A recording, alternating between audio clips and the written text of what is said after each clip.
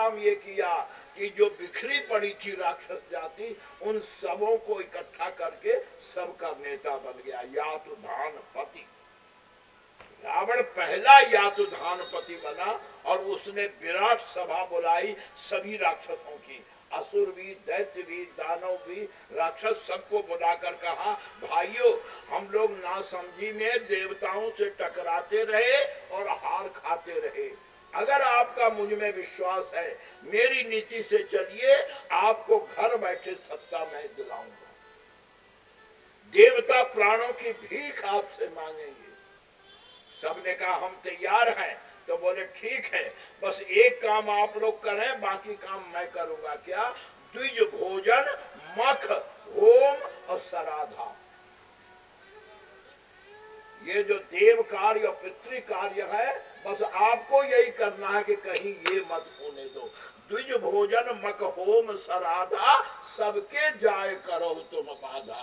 बस आपका इतना ही काम है कि जहाँ यज्ञ हो वहाँ तूफान पैदा कर दो, जहाँ ब्राह्मण भोजन हो रहा हो वहाँ भ्रष्ट कर दो। द्विज भोजन, मख, होम, सराधा, सबके जाय करो तुम बाधा। और आप बोले मेरी फिक्र छोड़ो। रावण ने गजब किया, तपस्या करके ब्रह्मा से कहा मुझे अमर बनाओ। विष्णु अमर है, हम मृत्य है, इसीलिए हार जाते हैं। मुकाबला बराबर का करो। अगर विष्णु अमर है तो मुझे भी अमर बनाओ। ब्रह्मा ने कहा अमर नहीं बना सकता हूं, क्यों? ये मृतलोक है। तूने तपस्या मृतलोक में की है, मैं वरदान देने मृतलोक में आया हूं, और तू मृतलोक का प्राणी है, इसलिए अमरत्व तुझे प्राप्त नहीं हो सकता। बुद्धि लगा ले। और उसने बुद्धि लगा ली। क्या? हम काहू के मरे न मारे, हमको कोई न मार सके, कोई न। हाँ, ब्रह्मा ने उकसा दिया, मेरे खानदान में इतना निकम्मा, क्योंकि रावण परपोता है। रावण ब्रह्मा के पुत्र पुलस्त के पुत्र विश्रवा, और विश्रवा का पुत्र रावण है। तो रावण परपोता है। ब्रह्मा कहते मेरे खानदान में इतना निकम्मा पैदा हुआ कि कीड़े मच्छरों से, आदमी जानवरों से भी डर रहा है, हम काहू के मरे। आ गया जोश में ब्रह्मा के उकसाने पर। बोला अच्छा बाबा जी, हाँ छोड़ो, इन दोनों को छोड़ दो, ये तो हमारे भोजन है। हम काहू के मरे न मारे, बानर मनुज जाति दुई जाति। ये ध्यान रखिए, मानव आकार नहीं। तो रावण इतना मूर्ख नहीं था कि जो विष्णु मछली बन सकती है, कछुआ बन सकते हैं, उनको आदमी बनने में कितनी देर लगेगी? आदमी बनना नहीं है, आदमी होना है। जाति, अगर जाति से बाहर गया, मानव की जाति। इसीलिए ध्यान दीजिए, जितने अवतार हैं उनमें अकेले प्रभु ने काम किया है। कृष्ण अवतार से लेकर के मीना अवतार तक सब में अकेले काम किया है। लेकिन रामावतार में मानव मर्यादा नांग नहीं सकते थे, क्यों? मानव जाति नांगेंगे तो रावण मरेगा नहीं। इसीलिए कार्य करने को हनुमान लेकर के आए हैं। यानी राम तो केवल रोते रहे, शक्तिवान लक्ष्मण को लगी तो भाई का सिर गोद में देकर रो रहे हैं। जो आदमी करता है, रात रात में संजीवनी लाना, अगर राम खुद लाते तो रावण कहता है ये आदमी करेगा क्या? तब ध्यान दीजिए, अन्य अवतारों में भगवान ने स्वयं सारे कार्य किए हैं, लेकिन रामावतार में सबकी बिगड़ी राम बनाते रहे हैं। लेकिन रामावतार में जब राम की बिगड़ गई तो हनुमान बनाते हैं। बोलो बजरंगबली की प्यारे प्रभु प्रेमी।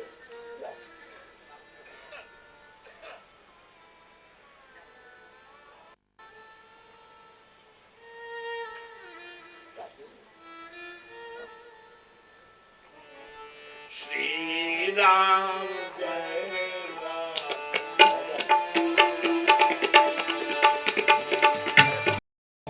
बोलिए सियावर रामचंद्र महाराज की। अरे क्या भीग गए वर्षा में? जयकारा बोलने में इतना डर, तो फिर जय करने में कितना डर लगेगा? बोलो उमंग से, बोलो बजरंगबली। हाँ, बात है। प्यारे भगवत भक्तों, आइए अब प्रसंग की ओर गंभीरता पूर्वक फिर से अपने मन को लगाइए। आज श्री रामचरितमानस नवदिवसीय कथा सत्संग का चतुर्थ दिवस है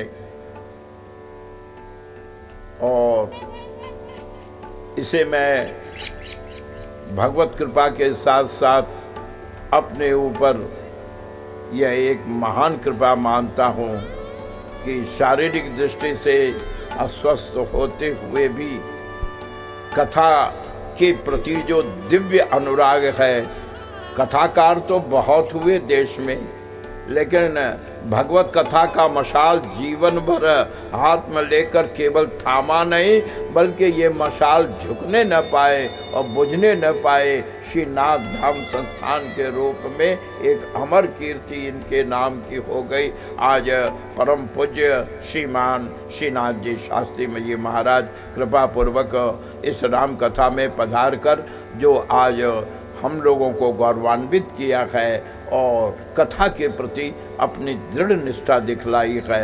मैं श्री हनुमान जी के चरणों में प्रार्थना करता हूँ कि प्रभु इन्हें दीर्घ जीवन और स्वास्थ्य का लाभ दे, जिससे कि देश और समाज की ऐसे महापुरुष के द्वारा समुचित सेवा निरंतर होती रहे। बोलो सियावर रामचंद्र महाराज की। अब आइए हम लोग दो बार भगवान का नाम लेकर प्रसंग की ओर बढ़ते हैं। आपने अभी सुना है, प्रसंग में लाभ लिया है कि रावण ने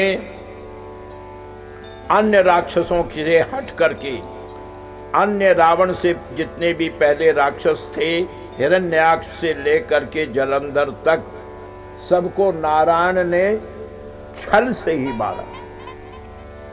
छल करी टारे उता सुब्रत, गोस्वामी जी को भी छल शब्द लिखना पड़ा। अतः रावण के रूप में राक्षसों ने भी अपनी नीति में परिवर्तन किया। अब तक राक्षस केवल मेहनत करते थे, तपस्या करके साधन चाहते थे, लेकिन रावण ने किस तरह कूटनीति का व्यवहार किया है आपने सुना।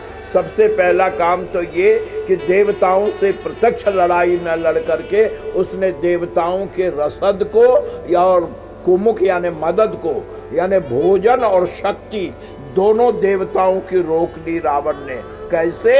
4 कामों में बाधा देकर। वो अपने राक्षसों से कहता है तुम्हें केवल 4 कार्य करने हैं, द्विज भोजन, मख, होम, सराधा, सबके जाय करो तुम बाधा। इससे होगा क्या? क्षुधाहीन बलहीन रिपु।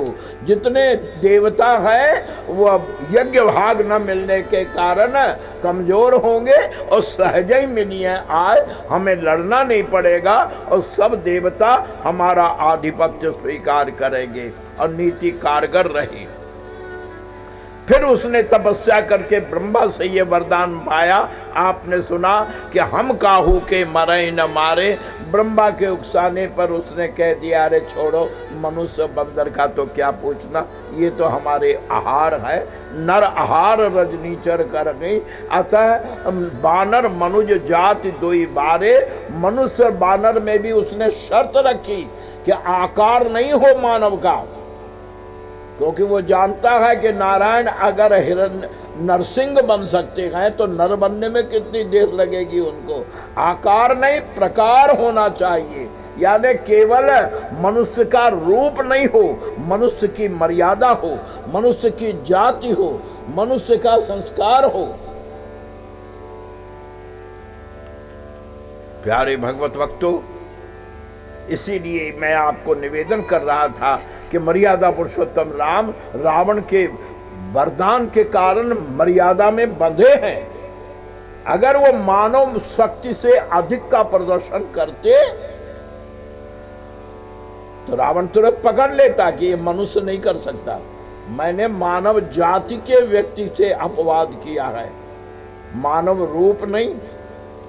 तब भगवान ने इस बार ब्रह्मा के वरदान की रक्षा के लिए स्वयं तो मानव मर्यादा में रहे, जैसा मैंने आपसे कहा, ब्याह करना, वनवास, हंसना रोना, सीता का हरण हो तो विलाप करना, लक्ष्मण को शक्ति लग जाए तो इतने पागल हो जाना कि वो भी बोल देना जो नहीं बोलना चाहिए। अस विचारी जग जागो ताता, मिले न जगत सहोदर भ्राता, निज जननी के एक कुमारा, जीवन मोर तो ही बिनु नाही, यदा पंख बिनु खग अति दीना। आदि आदि लक्ष्मण साफ राम कहते हैं विलप करके कि लक्ष्मण जीवन मोर तो ही बिनु नाही, अगर लक्ष्मण तूने प्राण दे दिया तो मैं भी मर जाऊंगा। तो राम तो रो रहे हैं, विलाप कर रहे हैं, लेकिन संजीवनी रात रात में ये राम नहीं ला सकते थे, क्योंकि रावण कहता है ये मनुष्य नहीं करे। इसीलिए अन्य किसी अवतार में भगवान को सहायक की जरूरत नहीं पड़ी, लेकिन रामावतार में स्वयं मानव मर्यादा में रहे और मानव से अधिक शक्ति के जितने कार्य थे वो करने के लिए प्रभु श्री हनुमत लाल जी को लेकर के आते हैं। सारा कार्य रामायण में जो मानव शक्ति से परे का है वो श्री हनुमान जी ही करके संपादित करते हैं। अतः तीसरा काम रावण ने ये किया कि राक्षस जाति जो बिखरी थी, राक्षस अलग, यातुधान अलग, असुर अलग, निश्चर अलग, तो सबको उसने मिला करके एक यातुधान पार्टी तैयार की और स्वयं उसका यातुधान पति बना। और उसके बाद रावण ने जो अत्याचार किया, उस अत्याचार की सीमा आपसे कोई क्या कहे, जो कह वेद पुराना। अभी खैरियत है कि इतना तो नहीं है। ते देश निकासई बहु विदित्रासई, जो कह वेद पुराना, अस भ्रष्ट आचारा भा संसारा, धर्म सुनिए नहीं काना। और प्यारे प्रभु प्रेमियों, रावण ने एक चतुराई और कर दी। क्या? जीवन में कभी रसद घटे नहीं और शक्ति में कभी कमी आए नहीं। इसके लिए रावण ने किया क्या? रावण ने योग करके उसने भगवान शंकर को सिर की आहुति दे करके रसद की गारंटी ले ली कि जो संपत्ति शिव रावण ही दीन दिए 10 माथ। रावण ने शंकर को सिर की आहुति दे करके शंकर से रसद की प्राप्ति कर ली, अक्षय।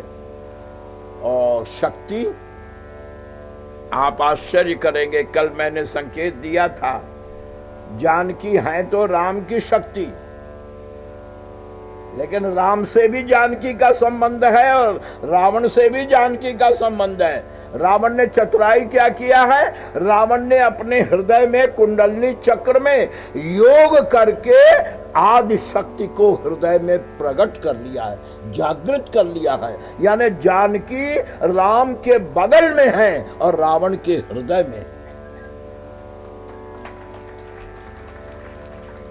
राम की पत्नी है, वामांग में है, और रावण की मां है, हृदय में है।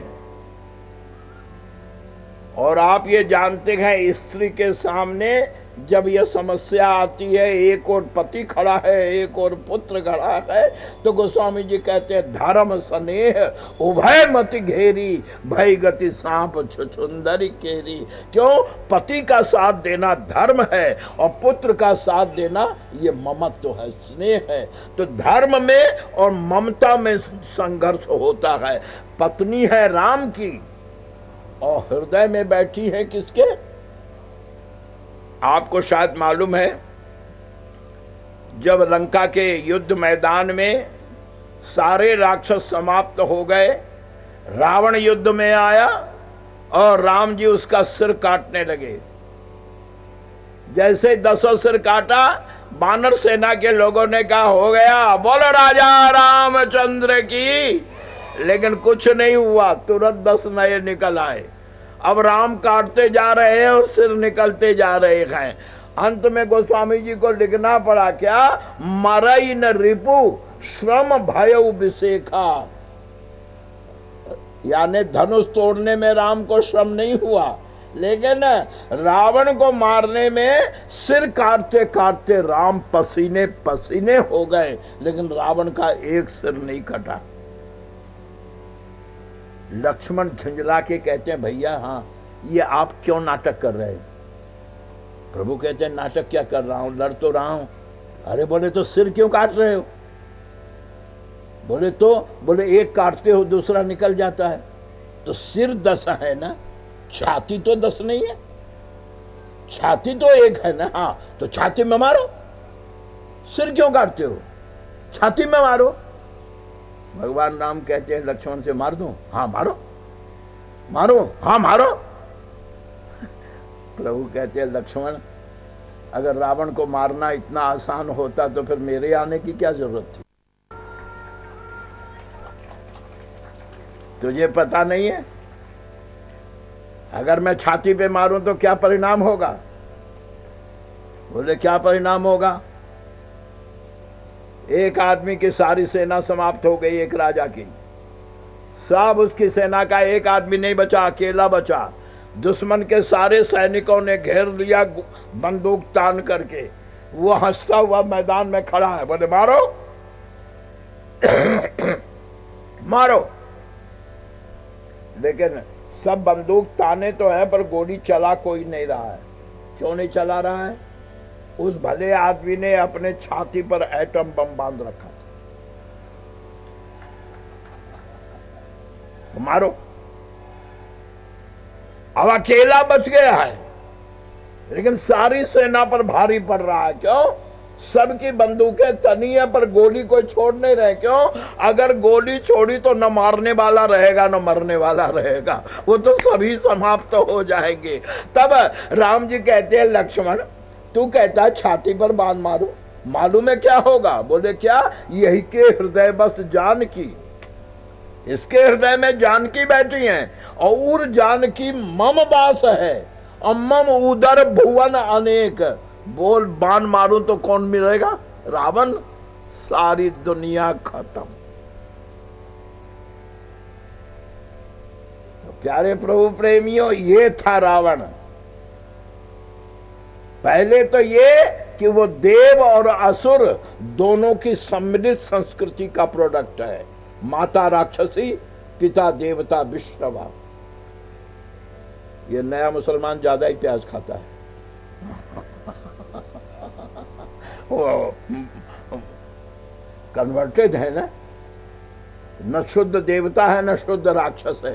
तब राक्षसी संस्कृति में है लेकिन है देव अंश। तपस्या करके इसने ब्रह्मा को झुकाया, तपस्या करके इसने शक्ति को अपने हृदय में जागृत किया, तपस्या करके इसने शंकर जी को अपने अधीन कर दिया। आपको मालूम है ये कैलाश पूजा करने नहीं जाता है, शंकर जी को हुक्म दे रखा है, मैं जब कभी भी फुर्सत पाऊं और स्नान करके तैयार होऊं तो भोजन से पहले आप पूजा करवाने को मौजूद रहेंगे। ये ध्यान रहे। और बेचारे शंकर जी रोज पूजा करवाने आते हैं और ब्रह्मा जी वेद पढ़ाने आते हैं। ये ट्यूशन रावण ने शुरू किया था। विधि मैंने कहता हूं, गोस्वामी जी कह रहे हैं विधि वेद पढ़ावत पढ़ने नहीं जाता है, विधि वेद पढ़ावत और शंभु भवन पूजावत, ये पूजने जाता नहीं है। तब शंकर जी पूजा करवाने आते, ले भैया पूज ले। और ब्रह्मा वेद पढ़ाने आते हैं, ले बेटा मैं वेद ग्रंथ लेकर आया हूं तो पढ़ ले। गोस्वामी तुलसीदास जी महाराज कहते हैं इस अपार शक्ति के पुंज से टकराने के लिए भगवान राम को अंबा कैकेयी ने कुल 14 साल का समय दिया। तापस वेश विशेष उदासी 14 वर्ष राम वनवासी। और रामायणों से पता चलता है कि 14 वर्ष में 12 वर्षों तक राम जी चित्रकूट में बैठे रहे। क्या पागल थे? इतना बड़ा कार्य सामने है, विश्व का अजय दुर्दांत दानव सामने पराबर करने के लिए है, और राम जी 12 वर्ष तक केवल चित्रकूट में बैठे रहे। और बैठे करते भी क्या रहे? करते क्या? दिनचर्या क्या है? गोस्वामी जी महाराज 24 घंटे की डायरी बताते हैं भगवान राम की। क्या? प्रातः काल उठते हैं, सहज होते हैं, मंदाकिनी स्नान करते हैं, मंदाकिनी के रजकण से ही पार्थिव बनाते हैं शंकर का। शंकर जी की पूजा करते करते दोपहर हो जाता है। मध्याह्न फलाहार करके विश्राम करते हैं। 3 बजे के करीब उठ जाते हैं। लक्ष्मण जी सायंकाल के फल की व्यवस्था में निकल पड़ते हैं। जानकी कुटिया की व्यवस्था में लग जाती हैं और राम जी घूमने के लिए, शाम को बड़े लोगों का शौक होता है घूमना, घूमने के लिए जंगल निकल जाते हैं। और जब जंगल से लौट कर आते हैं तो बलकल के पटुका में फूल भरा होता है, यानी फूल लेकर आते हैं। ये रोज का नियम। दोपहर तक शंकर की पूजा और शाम को निशामुख, याद रहे देवी की पूजा निशामुख होती है। तो कहते हैं शाम को सीता ही पहरायो प्रभु सादर। ये अगर पत्नी भाव से पहनाते तो गोस्वामी जी का शब्द होता सीता पहरायो अति प्रेमा, नहीं, सीता पहरायो अति सादर। यानी दोपहर तक शिव की पूजा और सायंकाल शक्ति की पूजा। क्यों? इसलिए कि रावण को रसद मिलता है शंकर से और शक्ति मिलती है जानकी से। जब तक दोनों को बंद न किया जाए तब तक रावण से टकराना मूर्खता होगी। और इसलिए 12 वर्ष तक भगवान ने शंकर की आराधना की मंदाकिनी के तट चित्रकूट में और 12 वर्षों तक शक्ति की पूजा की। राम की यह शक्ति पूजा है, न कि श्रृंगार है। ये एक बार चुन कुसुम सुहाए निज कर, ये दीप देहरी है। चुनी में भी निज कर है और भूषण बनने में भी निज कर है। यानी अपने से पूजा का सामान आदमी जल्दी दूसरे को छूने नहीं देता है। तो कहते हैं एक बार चुन कुसुम सुहाए निज कर भूषण राम बनाए 80 तह पहराए। आज 12वें वर्ष का अंतिम दिन है। अब बड़े ध्यान से सुनना। ये अरण्य के प्रसंग के लिए जो वातावरण आप लोगों ने चुना है, मैं तो मुख्य जजमान को और अपने परम स्नेही श्री मनोज जी शास्त्री को कोट से धन्यवाद देता हूँ कि प्रसंग के अनुरूप न केवल स्थान बल्कि वातावरण भी। कल इन्होंने कहा ही था बरसा ही जलद भूमि नियर आए, तो ये प्रसंग ही ऐसा है, तो इसमें हम और आप कर क्या सकते हैं, ये तो भगवत कृपा है। आइए अब बड़े ध्यान के साथ सुनिए। आज 12 वर्ष की पूर्णाहुति है। लोग पूछते हैं कि 14 साल जंगल आए और 12 वर्ष चित्रकूट में ही रह गए। बोले हाँ, रघुपति चित्रकूट बसी नाना चरित किए। बसी शब्द है। आदमी जब वर्षों कहीं रह जाता तब बसी शब्द देते हैं।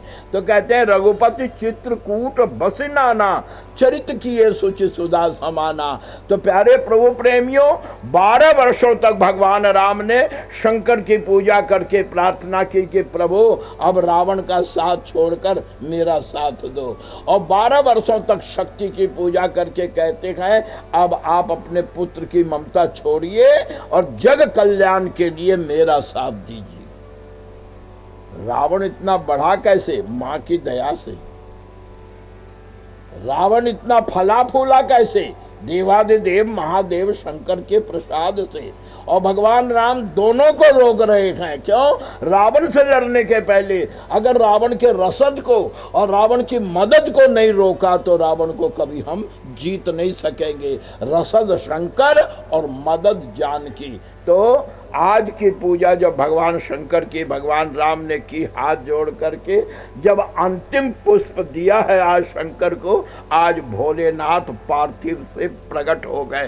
बोलो उमापति महादेव की।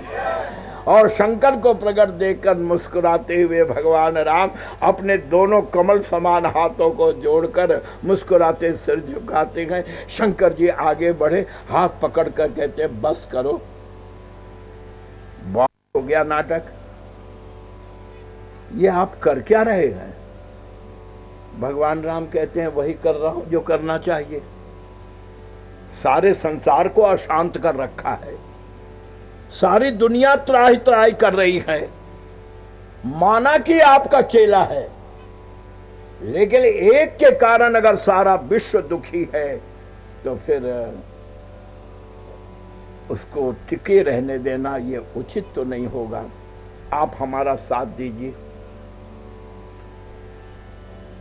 शंकर जी ने कहा ठीक है, जब आप कहते हैं तो मैं इसलिए साथ नहीं दूंगा कि मैं आप पर कोई एहसान करूंगा। मैं इसलिए साथ नहीं दूंगा कि आप पर एहसान करूंगा कि तब आपका एक पुराना कर्जा मुझ पर है, चलो इसी बहाने वो चुक जाएगा। प्रभु कहते हैं पुराना कर्जा? हाँ, मेरा आपके ऊपर क्या कर्जा हो सकता है? बोले आपको थोड़ी याद रहेगा, बड़े लोग थोड़े ही याद रखते हैं, लेकिन मुझ पर जो आपने कृपा की है वो मैं कैसे भूल सकता हूँ। भगवान राम कहते हैं मैं समझा नहीं। बोले बात बहुत पुरानी हो गई है ना। एक बार मेरा प्राण और मेरी प्रतिष्ठा दोनों खतरे में पड़ गई थी। प्राण भी और प्रतिष्ठा भी दोनों खतरे में पड़ गई थी, और सारी दुनिया ने समझ लिया था कि अब न शंकर का प्राण रहेगा और न शंकर की प्रतिष्ठा रहेगी। लेकिन आपने कृपा करके दोनों की रक्षा कर दी थी। मैं तो उसी दिन से प्रतीक्षा में था कि कभी चुका सकूं, इस एहसान का बदला कभी चुका सकूं। भगवान राम को भी पुरानी बात याद आई और मुस्कुरा पड़े। प्यारे प्रभु प्रेमियों, बात क्या है आपको मालूम है? एक बार शंकर जी महाराज एक झगड़े में फंस गए।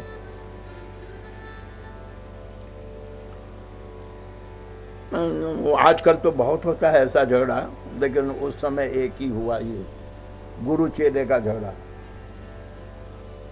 एक राक्षस था, बड़ा बलशाली था, और बलशाली होने के साथ साथ में कामुक भी था, विषयी भी था। एक बार जंगल में घूमता फिरता वो भटकता हुआ कहीं कैलाश पहुंच गया। कैलाश में शंकर जी के बगल में जगत जननी मां पार्वती को, अनिंद्य सुंदरी को जो बैठे देखा, तो एक औघड़ भस्मधारी के बगल में, नंगे धड़ंगे के बगल में दैदीप्यमान ऐसी दिव्य सौंदर्यमयी मूर्ति को देख करके वो राक्षस कहता है ये क्या तमाशा है, इतनी सुंदर, अरे भस्मधारी लंगोटी भी नहीं, नंग दड़ंग। लेकिन उसने सोचा टकराना ठीक नहीं रहेगा, क्योंकि अपने खूंटे पर तो जानवर भी बलवान होता है। तो उसने नीति लगाई क्या, तुरंत वेश बदल करके एक चेला बन गया, और चेला बनकर शंकर के चरणों में गिर गया कि गुरुजी गुरुजी गुरुजी, बड़े भाग्य आपके दर्शन हुए। शंकर जी ने कहा तू मेरा चेला कब कहा? अरे बोले आपके लाखों चेले हैं, आपको क्या याद है, लेकिन आप तो हमारे गुरु हैं। और जुड़ गया। अब चेले को कोई क्या मना करे, जुड़ गया लंगोटी धोने और पांव दबाने में। इतनी सेवा शंकर जी की इतनी सेवा शंकर जी की उसने की कि प्यारे प्रभु प्रेमियों, भोले बाबा तो भोले बाबा हो गए प्रसन्न। और भोले बाबा कहते अरे वाह बेटा, तूने तो खूब लंगोटी धोई, तूने तो बहुत सेवा की, बड़े पांव दबाए, बोल तेरी कोई इच्छा है क्या? अरे बोले नहीं गुरुजी, बस आपकी दया चाहिए। बोले नहीं नहीं नहीं, बोल बोल, अगर कोई तेरी इच्छा हो तो बोल, मैं अवधर दानी हूँ। अरे बोल गुरुजी सो तो है, लेकिन मेरे मन में एक इच्छा तो है। बोले क्या? सुना है गुरुजी कि आपकी तीसरी आंख में ये ताकत है कि आप खोल दो तो जिस पर दृष्टि पड़े वो जल के खाक। हाँ, शंकर जी ने कहा ये मेरे तीसरा अग्नि नेत्र है, और इसके खुलते ही जो सामने हो वो सब स्वाहा। तो बोले बस गुरुजी इतनी कृपा कर दो, क्या जो ताकत आपकी तीसरी आंख में है ना, हाँ वो मेरे हाथ में आ जाए। क्या मतलब? आपके देखते ही सब कुछ स्वाहा, हाँ हमारे छूते ही सब कुछ स्वाहा होगा। शंकर जी तो शंकर, होगा होगा, जब तू चेला है जरूर होगा, जरूर होगा, होगा हाँ पक्का गुरुजी? अरे बिल्कुल पक्का होगा। कब से? अब कब से क्या, ए मस्तू कह दिया, कब से क्या हो गया? हाँ तो परीक्षा करके देख लो। जैसे उसने शंकर के माथे के, बोले नालायक ये क्या करता है? बोले गुरुजी पता नहीं, सही है या नहीं, कम से कम देख तो लूं कि असर होता है या नहीं होता है। अब जैसे ही हाथ बढ़ाया कि बेचारे शंकर भागे, अरे नालायक क्या करता है, कहीं अगर छू दिया तो बहुत सारा झगड़ा खत्म हो जाएगा। अब शंकर जी भागे और वो पीछे पीछे, गुरुजी 1 मिनट, गुरुजी 1 मिनट। शंकर जी भागते जा रहे हैं, हाँकते जा रहे हैं और पीछे वो राक्षस दौड़ता आ रहा है। प्यारे प्रभु प्रेमियों, सब देवता सन्न है कि अब क्या होगा, अब क्या होगा। लेकिन प्यारे प्रभु प्रेमियों, शंकर के जो अभिन्न है वो नारायण, तुरंत भगवान राम ने एक उपस्थित होकर, प्रकट होकर शंकर को रोका। बोले कहाँ जा रहे हो? शंकर जी ने देखा, बोले आप कहाँ आ गए, आप भी भागिए। राम जी कहते हैं क्यों भागे, बात क्या है? अरे क्या बताऊं, गलती हो गई। गलती क्या? अरे उसने सेवा की राक्षस में, मैं क्या समझूं कि वो राक्षस है। उसने वरदान मांगा, मैंने दे दिया कि जो छुए वो भस्म हो जाए। भगवान आज बड़े, प्रभु बोले अच्छा एक काम कीजिए, क्या? वो सामने गुफा में जाइए, आप गुफा में जाइए और आप, बोले मेरी फिक्र छोड़ो, आप गुफा में जाओ। शंकर जी गुफा में चले गए, वहीं से देख रहे हैं कि अब क्या होता है। उन्होंने देखा क्या, नारायण तो गायब है। एक अद्भुत विश्व की आनंद सुंदरी विश्व मोहिनी रूप भगवान ने मोहिनी रूप बनाया और एक तिनका दांत के नीचे लेकर एक पेड़ की डाल पकड़कर मुस्कुराते हुए प्रतीक्षा कर रहे हैं। वो राक्षस हाँफता हुआ दौड़ता आ रहा था। अचानक जो उसने प्रभु के मोहिनी रूप को देखा, उसको पार्वती से कोई मतलब नहीं, उसको तो रूप से मतलब था। उसने देखा, वो चौंक पड़ा कि इसमें तो जो पैर में रूप है वो तो पार्वती के मुख में भी नहीं है। भूल गया पार्वती को और सिर खुजलाता प्रभु के सामने पहुंच गया। हे, आप कौन हैं? इस जंगल में आप अकेली क्यों खड़ी हैं? आप बार बार मुस्कुरा क्यों रही हैं? मोहिनी बने हुए प्रभु ने कहा कि मैं जीवन साथी के तलाश में निकली हूं, लेकिन कोई ढंग का आदमी अभी तक मिला नहीं। मेरे बारे में क्या राय है? मैं अपार शक्ति का मालिक हूं, आज मैं चाहूं तो सारी दुनिया संहार कर सकता हूं। प्रभु ने मोहिनी बने हुए कहा, संहार तो कर सकता है, बल बहुत है, पर केवल बल से स्त्री का काम थोड़ी चलता है। तो मैं तो थोड़ा शौकीन गाने बजाने की हूँ, नाचे गाए बिना तो मुझसे रहा नहीं जाता है। तो तू नाचना जानता है कि नहीं? वो बोला नाचना तो नहीं जानता हूँ, जिंदगी अखाड़े में बीती है, नाचना तो नहीं जानता हूँ। और बोले तो फिर मेरी तेरी कैसे बटेगी? मैं जब नाचूंगी तो मेरे साथ कौन नाचेगा? अरे बोले मुझे नहीं आता है, पर तुम्हें तो आता है ना। प्रभु कहते हैं इसके सिवा और मैंने कोई काम किया ही नहीं है, बराबर नचाता ही रहा हूँ।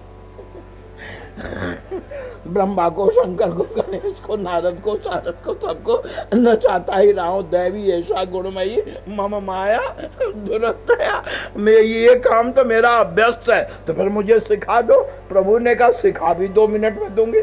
अरे बोले फिर देर क्या है? और प्रभु ने नृत्य सिखाना शुरू किया। जैसे जैसे मुद्रा बनाते हैं वो बेचारा देख देख कर बनाता है। 4-6 मिनट तो बहलाते रहे, फिर प्रभु ने दोनों हाथ ऊपर उठाया, लहराने लगे, वो भी देख कर लहराने लगा। फिर प्रभु ने चक्कर लगाया, वो भी चक्कर लगाने लगा। एक बार प्रभु लहराते हाथ अपने सिर पर रखते हैं, उस कमबख्त ने भी हाथ अपने सिर पर रखा।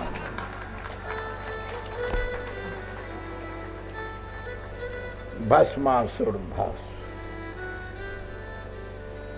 आज जब वो भस्म हुआ तब शंकर जी गुफा से आए दौड़ते हुए, प्रभु राम से लिपटना चाहते। प्रभु कहते हैं झुड़क के ठहरो, कपड़ा तो बदल दे यार। शंकर जी कहते हैं ज्यादा ऐठो मत, आज तुमने प्राण भी बचाया है और प्रतिष्ठा भी बचाई है। उसकी निगाह पार्वती पर थी और मेरे प्राणों पर बात आ गई थी। आज शंकर जी प्रकट हो कहते फिक्र मत करो, ये दोनों ही बदला चुकाने के लिए मैं जल्दी आ रहा हूं, लेकिन शंकर रूप में नहीं आऊंगा। राम जी ने कहा क्यों? बोले इसलिए कि आप जिससे टकराने जा रहे हैं वो मेरा चेला है और अगर मैं खुल्लम खुल्ला आपका साथ दूंगा तो चेला आपसे लड़ने के बजाय फिर मुझसे लड़ेगा कि गुरु मेरे और साथ दुश्मन का दे रहे हैं, तो निमंत्रण वो भी देगा मुझे युद्ध का। और ये बुरा मत मानना, मैं आपकी ओर से खड़ा नहीं होऊंगा, खड़ा होऊंगा मैं रावण की ओर से ही। रावण की ओर से खड़े होंगे? बोले हाँ। अब मेरा फायदा है इसमें। बोले क्यों? अगर आपकी ओर से खड़ा रहूंगा तो सामने राक्षस दिखेंगे, और रावण की ओर से खड़ा होऊंगा तो आप दिखते रहेंगे, बराबर आपका दर्शन होता रहेगा। इसलिए हम हूं उमा रहे ते ही संगा, राम संगा नहीं। भगवान श्री राम के जाने के वियोग में पशु परिवार, पिता माँ, सभी लोग किस कदर दुखी हैं। कुछ शब्दों के माध्यम से प्रिय प्राणनाथ अबे आ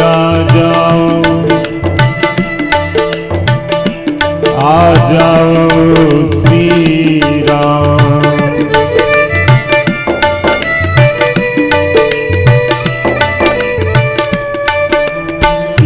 आ जाओ श्री राम, तुम्हारी याद हमें सताती है।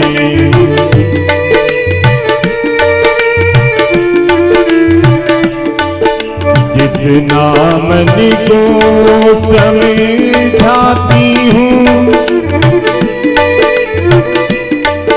उतनी ही पीर उभरे आती है।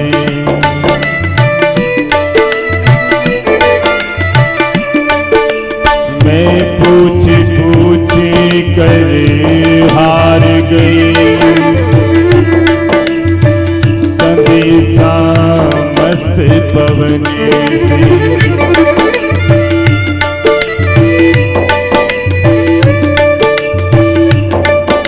इन तारों से चंदा से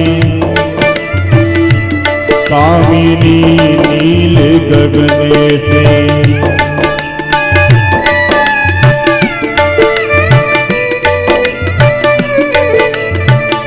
झर झर करते झरनों से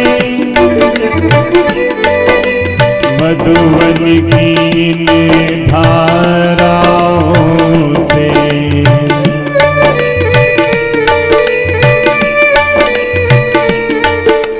पर आया ना नाथ संदेशा कोई, नैनन गगरी भरे आती है। आ जाओ श्री राम, तुम्हारी याद हमें रुलाती है।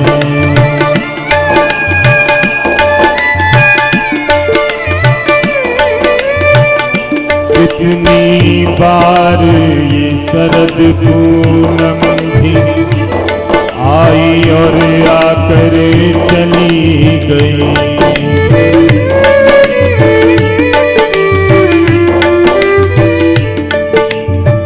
कितनी बार ये बसंत ऋतु भी रस बरसा कर चली गई। कितनी बार गीत प्रीत के कोयल गा कर चली गई।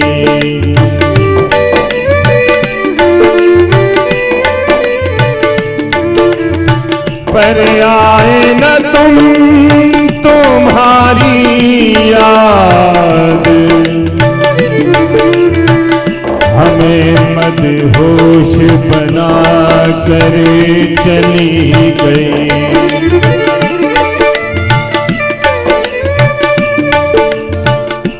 हमारे वृंदावन में जैसे अयोध्या से भगवान श्री राम चले गए, वैसे ही भगवान कृष्ण जब वृंदावन छोड़ के चले जाते हैं तो वहां भी गोपियों का और मां यशोदा का ऐसा ही भाव था। तो 2 मिनट के लिए सभी लोग गोपियों का जो कीर्तन था मिलकर साथ साथ करेंगे, बहुत आनंद आएगा। थोड़ी देर के लिए सभी लोग जालना छोड़कर वृंदावन की तरफ चलते हैं। गोविंद मेरो है, गोपाल मेरो है, गोविंद मेरो है, गोपाल मेरो है, गोविंद मेरो है, गोपाल मेरो है, गोविंद मेरो है, गोपाल मेरो है, श्री बाके बिहारी नंदलाल मेरो है, श्री बाके बिहारी नंदलाल मेरो है, श्री बाके बिहारी नंदलाल मेरो है, श्री बाके बिहारी नंदलाल मेरो है, गोविंद मेरो है, गोपाल मेरो है, गोविंद मेरो है, गोपाल मेरो है, गोविंद मेरो है, गोपाल मेरो है, गोविंद मेरो है, गोपाल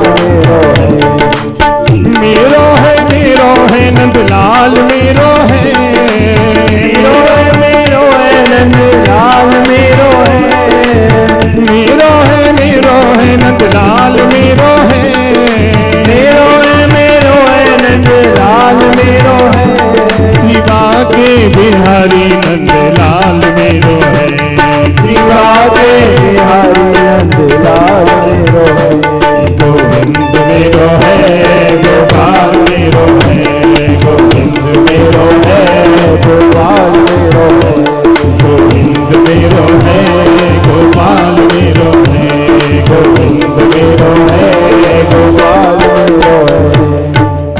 जय जय श्री राधे, जय जय श्री राधे, जय जय श्री राधे। वायुश्च प्राणश्च मुखादग्निरया, हे राजा राम तेरी आरती उतारो, हे राजा राम तेरी आरती उतारो, आरती उतारो तन मन बारो, आरती उतारो तन मन बारो, राजा राम तेरी आरती उतारो।